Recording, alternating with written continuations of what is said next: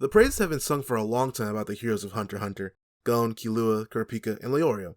But the villains of the series shine just as bright, despite being shown for less of the series than the main core. The antagonists of the series are the ones who make Gon face the harsh realities of the world that Kurapika and Killua are already familiar with. Our goal today is to talk about the shadows of the hero's light, the villains, and evildoers of the Hunter x Hunter universe, more specifically, Chrollo, Hisoka, and Meruem the King. At the start of Hunter x Hunter, the character we follow is Gon, but as the show begins to develop into a larger chronicle, it changes from a one-man show to a squadron of well-developed characters that each have their own goals and desires for becoming a hunter and journeying through the entire world. One of those characters is Kurapika, and his goal is to avenge his people by eliminating the group who killed them and collecting the eyes of his bloodline, which were the reason they were slaughtered in the first place. During the York New City arc, we finally get to see the group called the Phantom Troupe, and we get introduced to their leader, Chrollo, a cold and menacing man that has a charm that he uses to his advantage. One of the most informative scenes for his character, Chrollo is seen on a date with a woman at the hotel in which a large group of VIPs are gathering for the underground auction. In his undercover gear, Chrollo comes across as handsome and absolutely stylish. In this date, where the woman is completely engrossed in his charismatic aura, he reminds me personally of how Ted Bundy was described, someone who used their charm to convince others to follow them, and then later revealed their true nature and overall intentions. Chrollo brings an interesting element to the Hunter x Hunter villain cast, as the other villains are not charismatic like he is, and the other ones of the show are visually disturbing from the offset. Not the Bomberman though, he just sucks. Chrollo is one of the most powerful people in the Hunter x Hunter universe, as he runs one of the most notorious groups that many criminals want to join so they can have the power and infamy that comes with the Phantom Troupe. Despite being featured sporadically in the anime, I have always felt that Chrollo had the most potential of the Hunter x Hunter antagonists. His relationship/dynamic with Kurapika hasn't been explored at all, and it could be one of the most intense moments of the series, and possibly his character-defining moment, equivalent to when Gon murdered Neferpito out of pure rage. Kurapika has shown he hates the Phantom Troupe for what they did to his clan, but as a person he struggles to kill anyone because of his kind soul, as we saw in York New City. Will Kurapika even be able to defeat Chrollo? And if he does, will he do what he has set out to do and kill him when the opportunity presents itself? These questions are probably answered in the manga already, but if they aren't, I don't think we'll ever find out.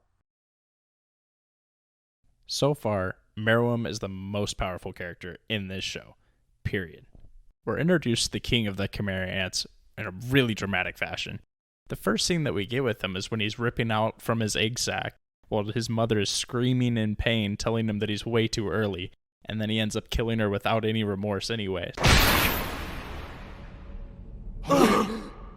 The alien-looking face with shelled armor made him look ready for combat, and his tail was equipped with a stinger on the end of it, which served as his main weapon. That was fantastic to see in action. The purple aura surrounding the already powerful-looking creature is a great touch and brings everything together. Initially in this arc, the king is violent and cruel, believing he is superior to everything in their world. Although he respected the strong, he viewed humans as nothing other than a food source for him. The sole thing on his mind was to step on the weak and defeat the strong. This all started to change with one blind girl named Komuki. The king had rallied the best strategy board game players in the world, so he could hone his skills and eventually beat them all at what they were best at. This wasn't so easy in the case of Komugi, the national Gunji champion.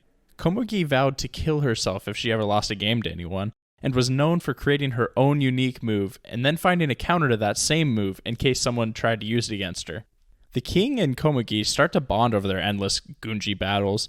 This bond, although very up and down, creates something inside of Meruem that could only be described as human. With his newfound friendship, and a fight with Netero later, Meruem begins to respect humans and even sees their vast amount of potential as they break their own limits. Speaking of that fight with Netero, we get to see how invincible the king is in this fight, as no matter what Netero threw at him, the king was still able to hold his ground. This is honestly even more impressive when taking into account Netero is the strongest Nen user we see in this show. In this fight, we finally see the true power of Netero, and the true power and durability of Meruem, who brushes off everything Netero throws at him. This fight had everything you need in a good fight scene. Awesome abilities from Netero, great use of visuals of those net abilities, and the purple aura surrounding the king. We also get the super dramatic interaction of Netero trying to kill Meruem, while the king just wants to figure out what his true name is.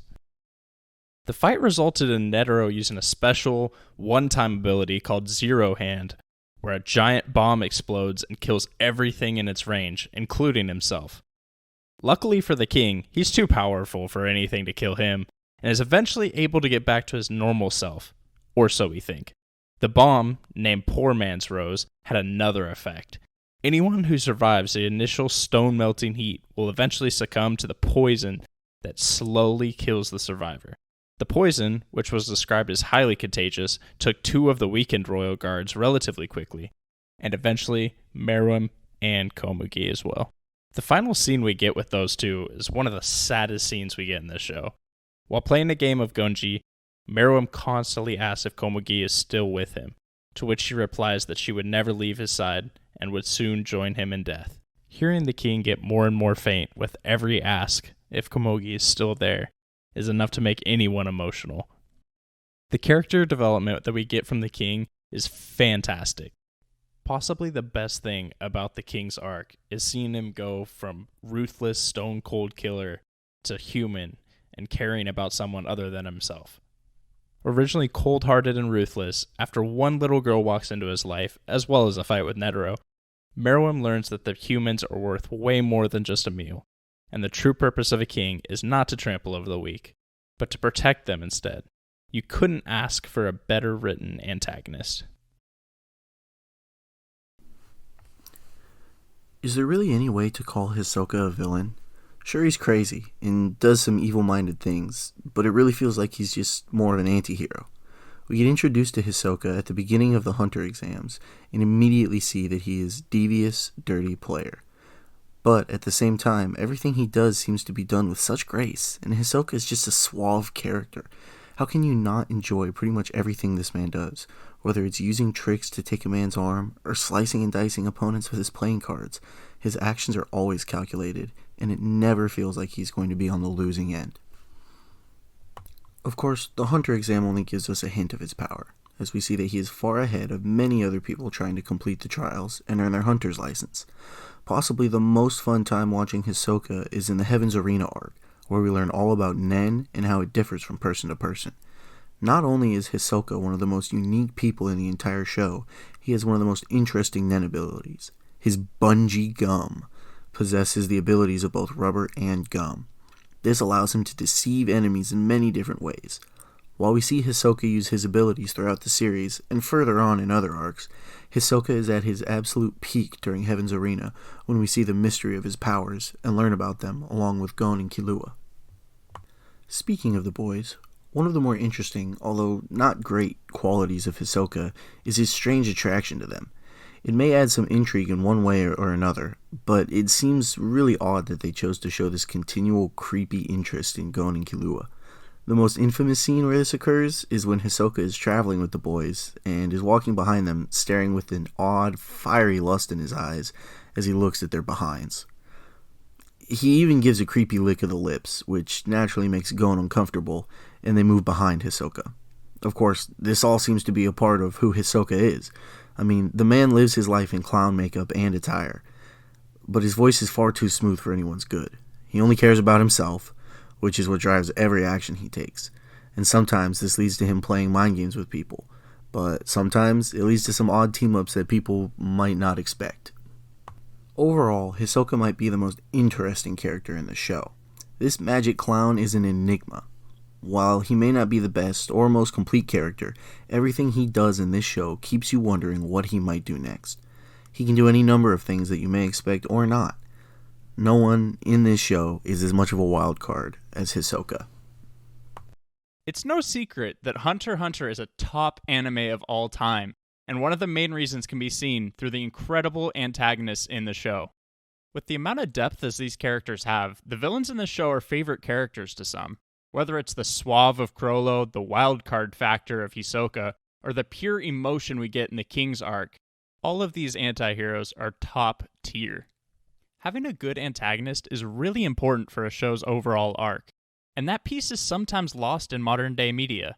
With Hunter x Hunter, arguably the strongest characters are the anti-heroes, and that's just one reason why the show is so good. Thanks for checking out our video. We really like making content like this, so be sure to drop a like and a comment to tell us if you feel the same. Subscribe for more videos like this in the future, But for now, we've been to Binge Boys, and we appreciate you guys.